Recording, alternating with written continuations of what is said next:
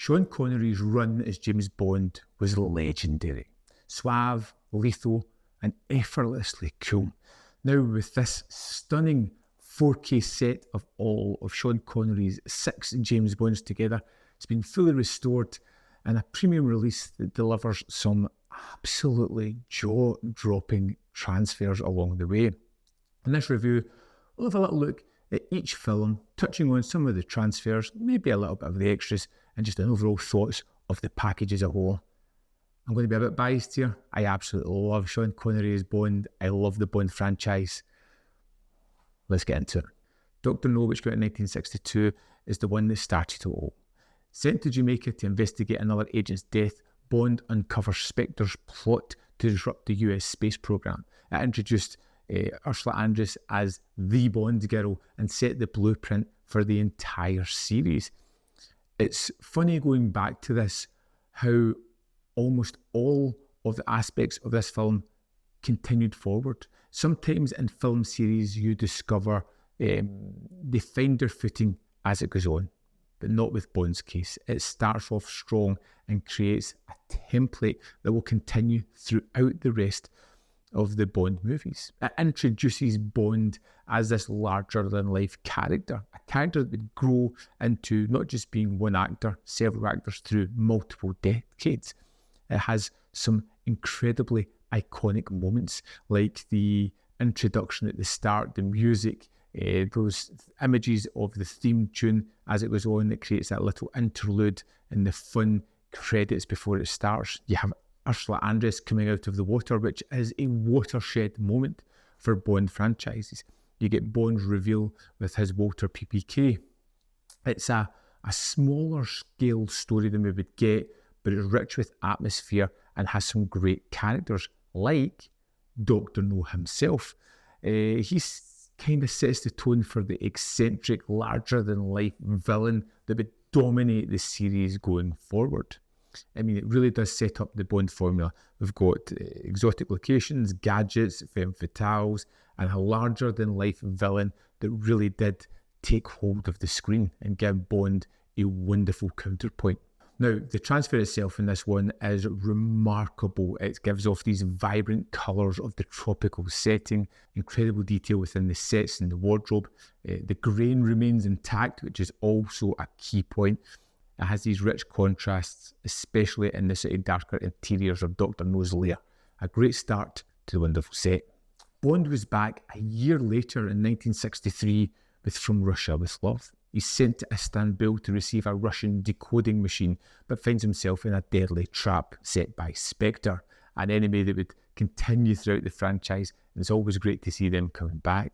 It's got train fights, it's got gypsy camps, lethal villains, and a more grounded kind of spy thriller, which I really liked because we get this similar character, we get a similar world in which he's spending his time, but it takes the story in a kind of different avenue, and is considered by a lot of people, myself included sometimes, as one of the best in the series. It's a fantastic thriller. We introduction to Q in this one, Desmond Llewellyn, as Bond starts to get gadgets like the briefcase. Again, another thing that would continue throughout the series. You get Red Grant, played by Robert Shaw, who is a standout villain and feels like a real counterpart to Bond. There is a lethality to him where you're like, this could be a tough adversary. You know, they're very matched physically and intellectually as well. And the train fight with those two is intense and one of the most grounded action scenes in Bond history. Later tried to be homaged in another Bond film in the Craig era. The 4K transfer is more filmic than flimsy, favours texture and shadow detail. The train sequence looks beautifully sharp and the colours remain subtle but accurate. And the grain is slightly heavier here, but I do kind of like that within my transfers as well. In 1964, we got the quintessential Bond movie, Goldfinger, where Bond faces off against Auric Goldfinger and his fantastic henchman, Oddjob. With Aston Martin's Fort Knox, Pussy Galore, this is Bond at his most iconic and has really just solidified the three films thus far. This was a huge success and really did solidify the template for future movies. Gadgets, cars, larger-than-life villains, and a deadlier plot. The Aston Martin would become a staple throughout the series thanks to this and the wonderful ejector seat. Shirley Bassey's title song remains iconic and one of the best of the series as well. Odd Job's hat. It's such a weird, unusual and unwieldy weapon, but yet somehow it's fun, it's engaging, and it's great to see it in use. And a rare twist of the series, Bond gets captured and stays captured throughout much of the movie. It's an interesting twist and change, but it's one that keeps the franchise fresh yet again. Goldfinger is one of the best movies within this set, and it arguably gets the best 4K transfer as well. Skin tones are spot on, gold, shimmers with depth. The restoration brings out immaculate detail in the suits, the gadgets, the locations. It's a demo-worthy disc for early 60s colour photography. Absolutely marvellous. In 1965, we would get Thunderball, one of the most expensive Bond films to date, and later on within the franchise as well. Bond heads to the Bahamas to investigate Spectre, who've stolen 2 nuclear weapons. It features some beautiful and fantastic underwater photography, the likes of which hadn't really been seen before this film. This is the biggest Bond film to date. After the success of Goldfinger, they ramped everything up, and you can tell watching it, everything is just more in a good way. One of the most impressive facets of this film is the underwater photography, the battles, the spear gun battle, all the shots, the base, everything is just incredible, and you can tell that a lot of money was spent creating this. In this film, Spectre feels more like a global threat. This is the first time you feel that the world is in danger thanks to this villainous group, and it really adds a lot of weight to the film. Connery here, he just showcased this effortless, cool, even in a wetsuit, he just looks the man. You feel like he can handle everything, and Bond is really becoming a strong, iconic figure at this point. This introduces Largo, who I think is one of the most underrated Bond villains thus far. He's not as crazy or as out there, but there is a quiet psychopathy within this character. World domination is clearly at his fingertips, and he's willing to do a very dangerous thing to take over the world, and that is more terrifying than, say, some of the crazier, more fun villains that we get in the series. Now, the HDR in this really shines within the underwater sequences. This is where you can see it taking full advantage of the technical capabilities of 4K and really making it pop. These sequences I've seen in other 4Ks are kind of hard to really make them shine, but it works well. In 1967, we would get You Only Live Twice. After a spacecraft is hijacked from orbit, Bond fakes his death and heads to Japan to prevent global war. It's here that we meet Donald Pleasance, who's playing Blofeld, and his iconic volcano base. Again, this is a villain that will continue through many Bond films, and it's just such a wonderfully obscure and unusual base. It's ridiculous, but in all the right ways. One of the most visually unique Bond films set entirely in Japan. It really offers a different flair, creating this globe-trotting idea of our hero. I think Donald Pleasance creates one of the most memorable Bond villains. Blofeld is a character that really just landed and stuck strong. His visual style, his look, everything that he brings with it, the cat, the large, expansive base, it all takes hold here. And it's a reason that this character continued throughout the series, because it was so iconic from this introduction.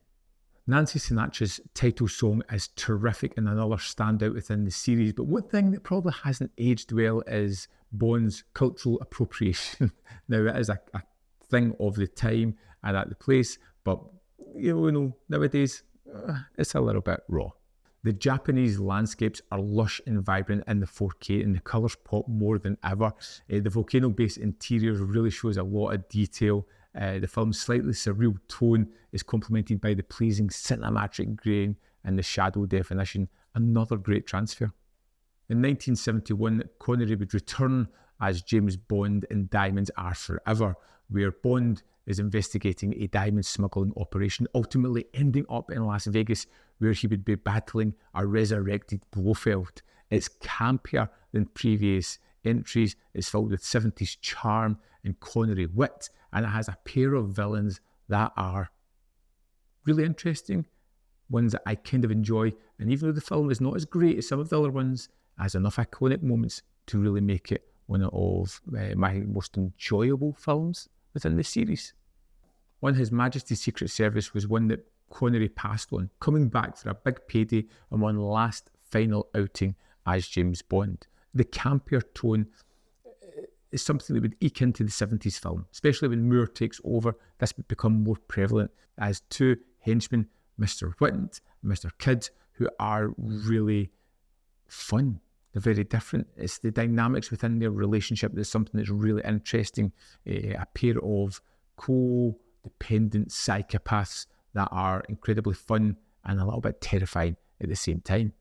Set largely in Las Vegas, it has a different kind of vibe than some of the other Bond movies, but I like this idea where you get something like You Only Live Twice, it's just set wholly in Japan. You get this, which moves to Las Vegas and has this bright light, big city feeling about it, creating this world globe-trotting adventurer throughout the series.